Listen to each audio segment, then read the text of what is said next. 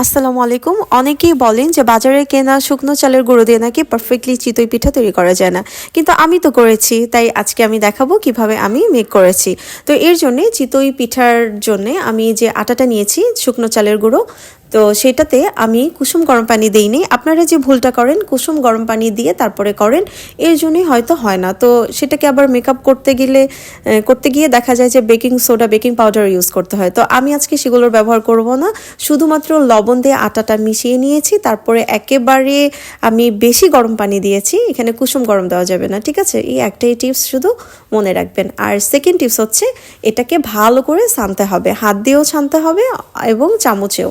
Total 25 minute পর্যন্ত আটাটাকে ছানতে হবে, তারপরে গিয়ে আপনার চিতই পিঠা পারফেক্ট হবে। দেখুন কতটা পারফেক্ট আর সফট হয়েছে, আমি চামচে দেওয়া মাত্রই এটা কেটে যাচ্ছে।